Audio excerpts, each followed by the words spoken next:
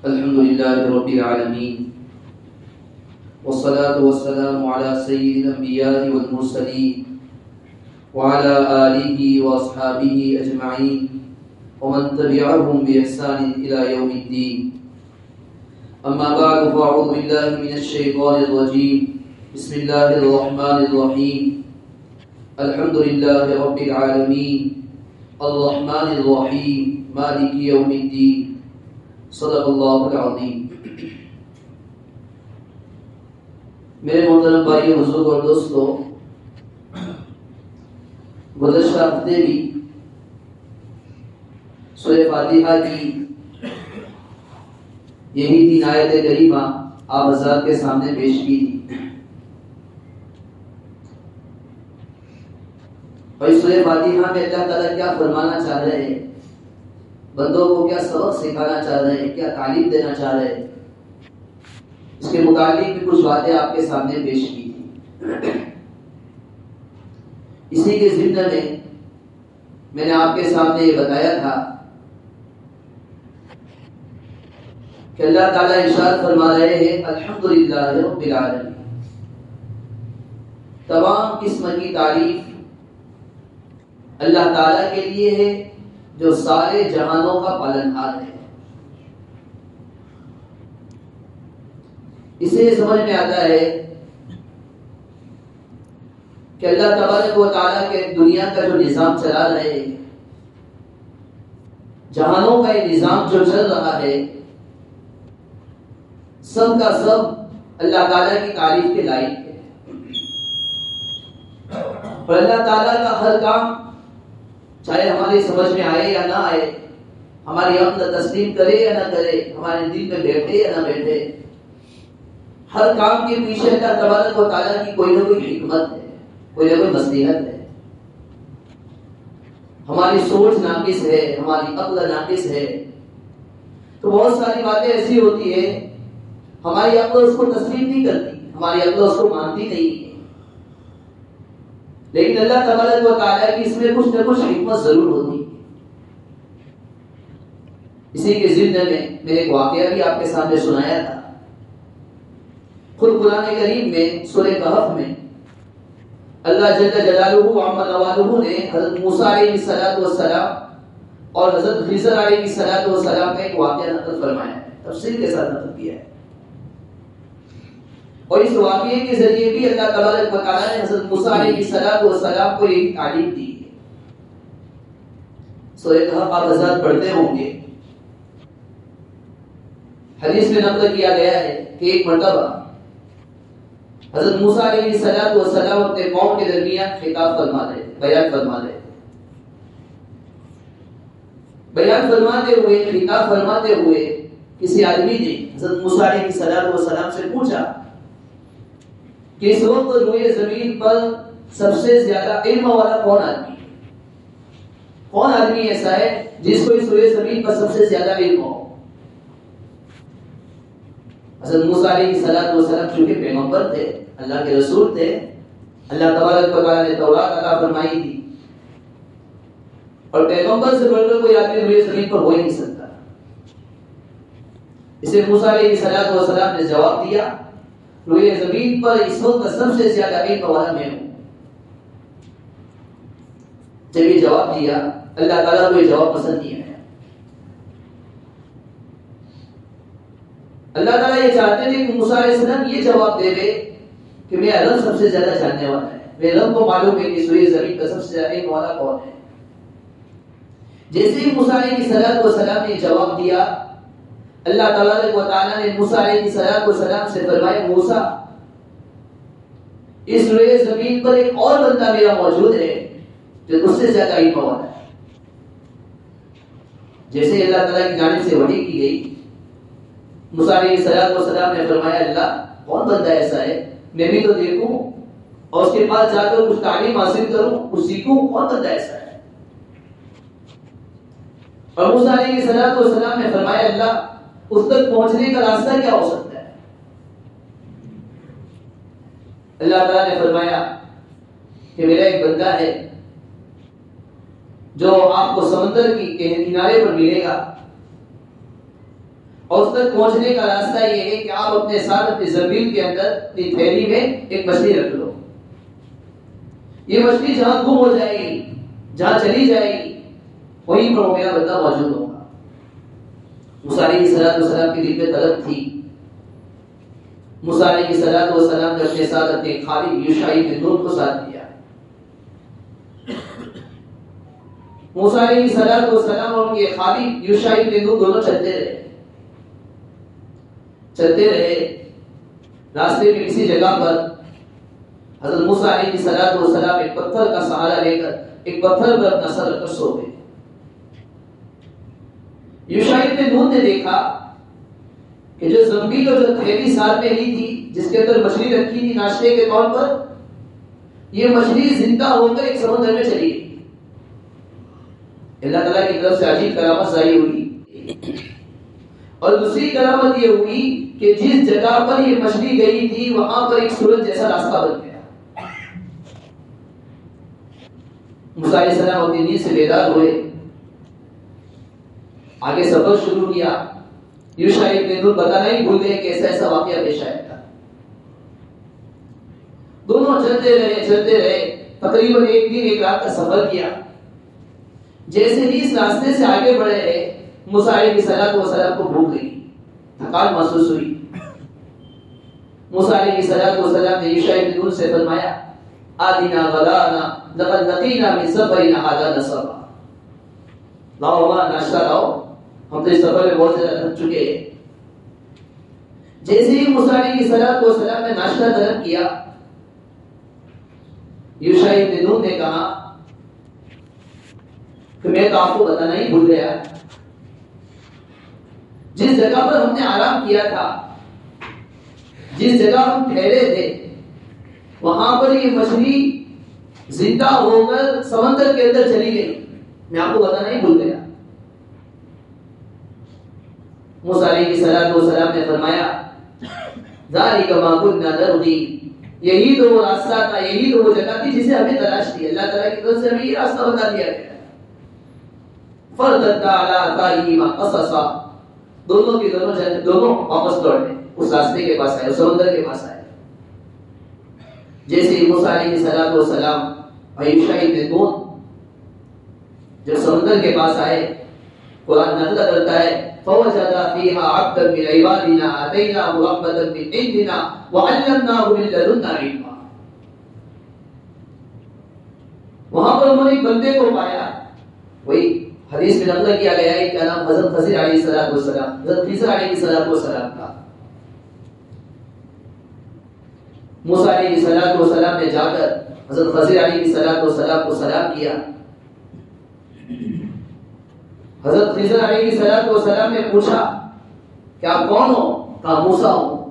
کہا بنی اسرائیل کا موسیٰ؟ جی ہاں بنی اسرائیل کا موسیٰ ہوں. موسیٰ علیہ السلام نے کہا میں آپ کے پاس اس لیے آیا ہوں، کہا آپ کو اللہ تعالیٰ کی جانب سے جو علم عطا کیا گیا ہے اس میں سے کچھ حاصل کرنا چاہتا ہوں، کچھ سیکھنا چاہتا ہوں. قرآن نے اس کو بھی نقل کیا ہے.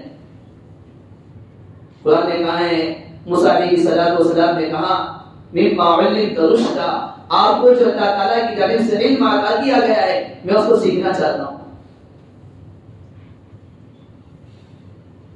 حضرت خضر علیہ السلام نے فرمایا دیکھو آپ میرے ساتھ نہیں رہ سکیں گے، آپ سے صبر نہیں ہو سکے گا. قال انک لن تستطيع معي صبرا، آپ سے میرے ساتھ صبر نہیں ہو سکے گا، آپ میرے ساتھ نہیں رہ سکو گے، آپ میرے ساتھ صبر نہیں کر سکو گے. موسیٰ علیہ السلام نے فرمایا کیسے میں صبر نہیں، کیسے میں برداشت نہیں کر سکوں گا. آپ مجھے اپنے ساتھ لے جائیے، آپ مجھے اپنے پاس رکھیے. اللہ تعالیٰ نے آپ کو کائنات کا جو علم عطا فرمایا مجھے سکھائیے. حضرت خضر علیہ السلام نے فرمایا دیکھو میں آپ کو اپنے ساتھ لے جاؤں گا، لیکن شرط یہ رہے گی آپ کو صبر کرنا پڑے گا، آپ کچھ بولیں گے نہیں. موسیٰ علیہ السلام نے فرمایا ستجدنی انشاءاللہ صابرا ولا اعصی لک امرا، میں آپ کے ساتھ صبر کرنے والا بول کر رہوں گا، صابرین میں سے آپ مجھے پائیں گے، آپ کے حکم کی خلاف ورزی نہیں کروں گا. جب یہ شرط لگائی موسیٰ علیہ السلام اور حضرت خضر علیہ السلام دونوں سمندر کے کنارے پر آئے. دونوں کشتی کا انتظار کرتے رہے کہ کوئی کشتی آئے. کچھ دیر کے بعد ایک کشتی آئی. دونوں نے کشتی والوں سے کچھ بات کی. کشتی والوں نے حضرت خضر علیہ السلام کو پہچان لیا اور کہا کہ ہم بغیر اجرت کے آپ کو سوال کریں گے, آپ سوال ہو جائیں گے. دونوں بیٹھے فانطلقا حتى اذا ركبا في السفينه. دونوں کشتی میں سوار ہو گئے. کشتی چلتی رہی.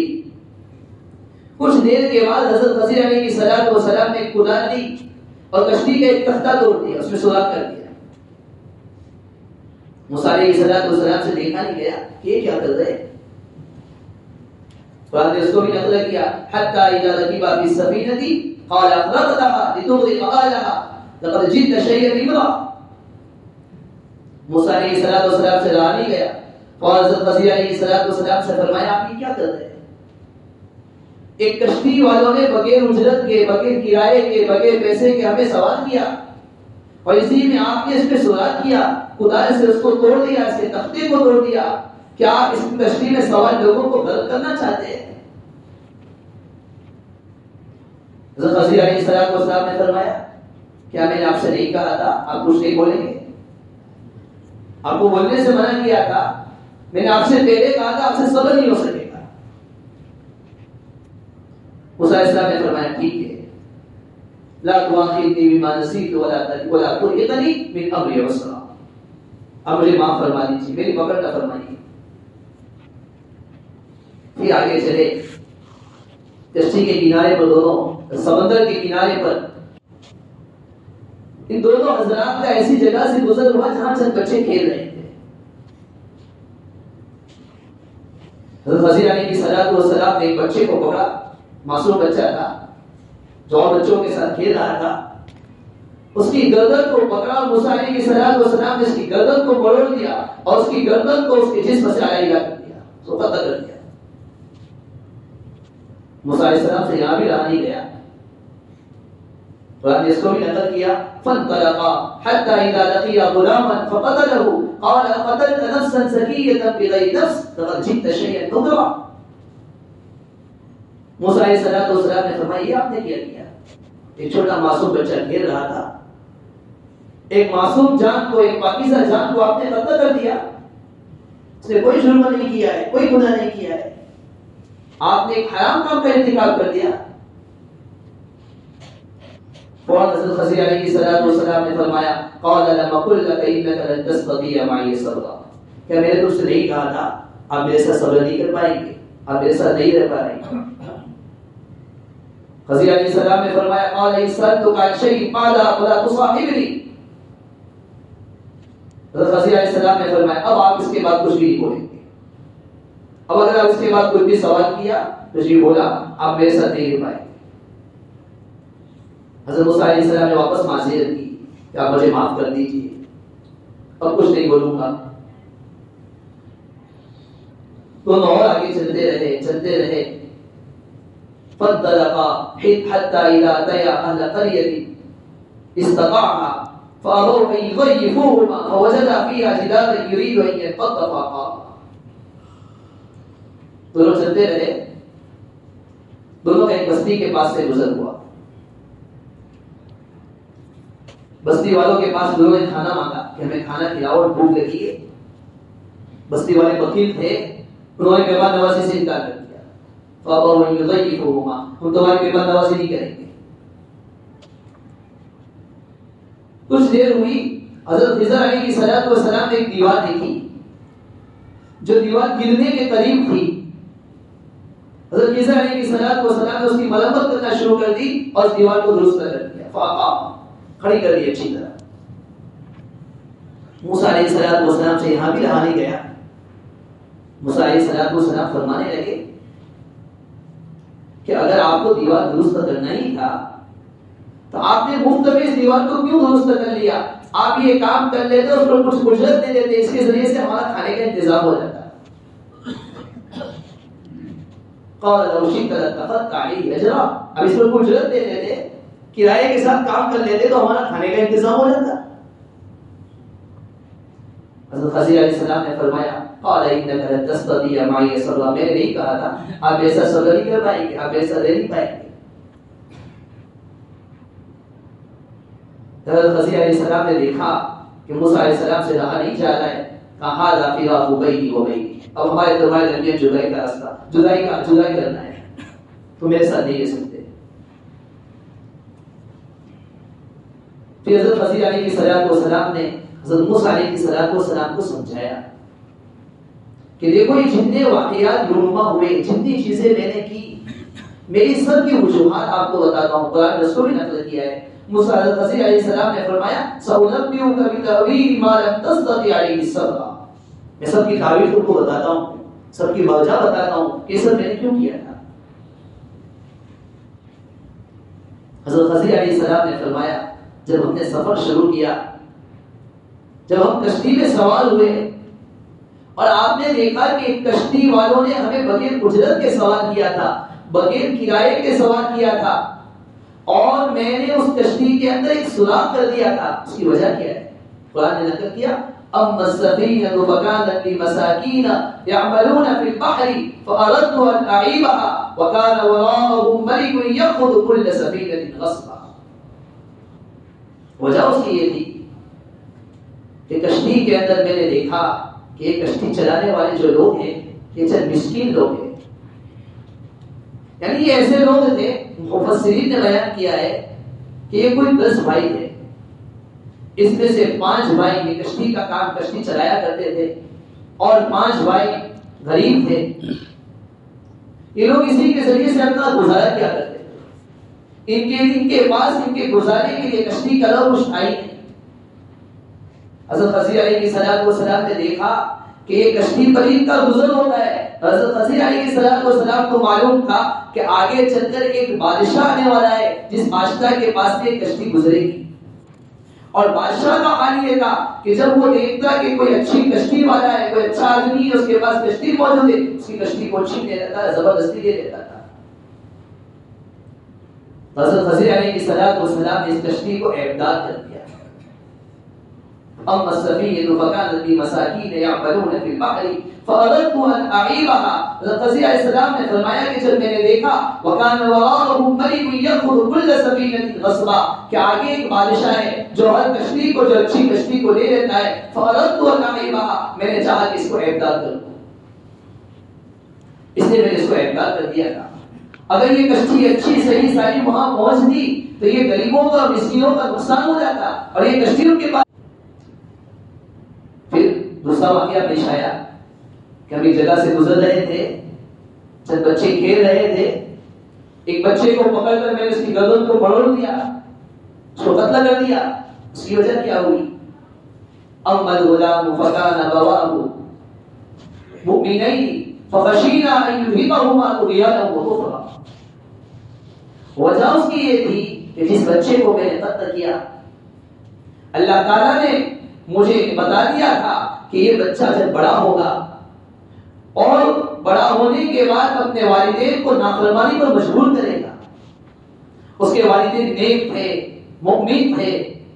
اگر یہ بچہ اسی حالت میں بڑا ہوتا تو والدین کا نقصان ہو جاتا اور والدین کو یہ کفر پر مجبور کر دیتا. تو اللہ تعالیٰ نے یہ چاہا کہ اس بچے کو مار دیا جائے، قتل کر دیا جائے، تاکہ یہ اپنے والدین کو نافرمانی پر مجبور نہ کرے. اس لیے میں نے یہ کیا تھا. اللہ نے مجھے جو علم دیا تھا، اس علم کی بلبوتے پر میں نے سر کیا تھا. رہی بات اولاد کی، اللہ تعالیٰ اس کی جگہ پر ان کو دوسرے بچے دے دیتے. اللہ تعالیٰ نے ایک اولاد دی تھی ان کو. مفسرین نے بھی نقل کیا ہے، بلکہ بعض مفسرین نے نقل کیا اللہ تعالیٰ نے والدین کے ذریعے سے ایک اور ایک بچہ دیا جس کے ذریعے سے اللہ تعالیٰ نے ایک نبی کا وجود بخشا.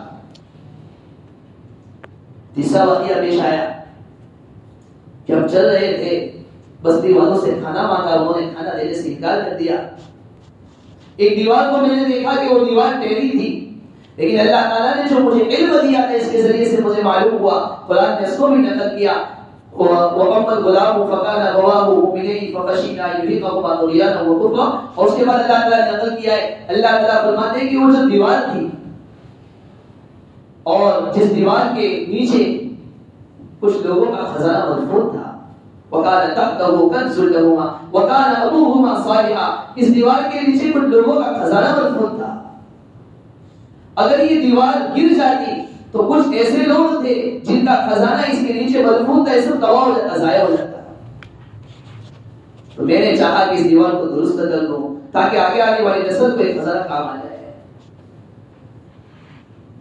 دیکھو موسیٰ علیہ السلام کا یہ واقعہ اور حضرت خضر علیہ السلام کا یہ واقعہ، اس کے ذریعے سے اللہ تعالیٰ آنے والی امت کو، قیامت تک آنے والی انسانیت کو یہ تعلیم دینا چاہ رہے کہ دیکھو موسیٰ علیہ السلام اور خضر علیہ السلام کے درمیان ایک لمبا سفر طے ہوا. بہت ساری باتیں ایسی تھی جو حضرت موسیٰ علیہ السلام کی سمجھ کے باہر تھی. موسیٰ علیہ السلام کو ہر بات پر اعتراض تھا، لیکن ایک ولی کے ذریعے سے، حضرت خضر علیہ السلام کے ذریعے سے حضرت موسیٰ علیہ السلام کو یہ تعلیم دی گئی. بہت سارے واقعات دنیا کے اندر رونما ہوتے ہیں، بہت سارے واقعات پیش آتے ہیں جس کا علم آپ کو نہیں ہوتا ہے، آپ کی سمجھ سے باہر ہوتے ہیں، لیکن اللہ تعالیٰ کی اس میں کچھ بصیرت اور کچھ حکمت ہوا کرتی ہے. گویا قرآن کریم کی اس آیت کے ذریعے الحمدللہ رب العالمین کے ذریعے سے اللہ تعالیٰ یہ تعلیم دینا چاہ رہے دنیا کے اندر جتنے کام رونما ہو رہے ہیں، چاہے آپ کی سمجھ میں آئے یا نہ آئے، آپ کی عقل تسلیم کرے یا نہ کرے، اللہ تعالیٰ کی اس میں حکمت ضرور پوشیدہ ہے. مسلمانوں کا عقیدہ بھی ہونا چاہیے. اور اللہ تعالیٰ کی ایک اور صفت آگے بیان فرمائیے، الرحمن الرحیم. تمام تعریفیں اللہ رب العالمین کے لیے ہیں جو بڑا مہربان نہایت رحم والا ہے. دیکھو اللہ تعالیٰ کی دو صفت بیان کی، ہم اس کا ترجمہ کر دیتے ہیں جو بڑا مہربان نہایت رحم والا ہے. عربی زبان کے اعتبار سے دونوں کے ترجمے میں بھی فرق ہے، دونوں کے مطلب میں فرق ہے. رحمان کا مطلب یہ ہوتا ہے کہ اللہ تبارک و تعالیٰ کی رحمت، صفت رحمت بہت زیادہ وسیع ہے، بہت زیادہ پھیلی ہوئی. اب دنیا میں دیکھیے اللہ تعالیٰ کی رحمت کیسی ہے، مسلمان پر بھی رحمت، غیر مسلم پر بھی رحمت. اللہ کا دسترخوان، اللہ کی زمین وسیع، مسلمان کے لیے بھی غیر مسلم کے لیے بھی. اللہ تعالیٰ جس طرح ایک مسلمان کو رزق دیتا ہے غیر مسلم کو بھی رزق دیتا ہے. اللہ تعالیٰ نے جس طرح ایک مسلمان کو کھانا کھلایا ہے غیر مسلم کو بھی کھانا کھلایا ہے. اللہ کی رحمت اتنی وسیع ہے. اور ایک ہے رحیم صفت، اور رحیم صفت کا مظاہرہ اللہ تعالیٰ کے یہاں آخرت میں ہوگا. رحیم صفت کا مطلب یہ ہوتا ہے کہ اللہ تعالیٰ کی صفت رحمت مکمل ہے، کامل ہے. اللہ تعالیٰ کی صفت رحمت کامل طور پر آخرت میں معلوم ہوگی. دیکھو دنیا میں بہت ساری نعمتیں بندہ حاصل کرتا ہے، وسیع ہے رحمت لیکن کامل نہیں. بندے کے سامنے طرح طرح کی نعمتیں رکھی جائے، اچھا سے اچھا کھانا رکھا ہے، کھائے گا کتنا کھائے گا، کھانے کے بعد ٹھہر جائے گا، ٹینشن رہے گا کہ کہیں پیٹ میں تکلیف نہ ہو جائے، پیٹ میں درد نہ ہو جائے، کوئی بیماری میں مبتلا نہ ہو جاؤں. تو نعمت اور رحمت کو حاصل تو کرتا ہے لیکن ایک طرح کا ٹینشن رہتا ہے. آخرت میں جو بندہ جنت میں جائے گا، جتنی نعمتوں کو جتنا حاصل کرنا چاہے گا حاصل کر سکے گا. وہاں پیٹ میں درد نہیں ہوگا، وہاں سر میں درد نہیں ہوگا، وہاں موت بھی نہیں آئے گی. تو دیکھو صفت رحمت اللہ تعالیٰ کی جانب سے کامل ہوگی، کامل طور پر. صفت رحمت رحیم کا مطلب، صفت رحیم کا مطلب یہ اللہ تعالیٰ کی رحمت کی صفت آخرت میں کامل اور مکمل طور پر موجود ہوگی. بہرحال الحمدللہ رب العالمین میں یہ چند سبق جو آپ کے سامنے میں نقل کیے اللہ تعالیٰ کی جانب سے دیے گئے ہیں، اور بھی کچھ باتیں انشاءاللہ آئندہ عرض کی جائے گی. اللہ تعالیٰ نے جو باتیں کی دعائیں ہم سب کو اس پر عمل کرنے کی توفیق عطا فرمائے. آمین. وآخر دعوانا الحمدللہ رب العالمین.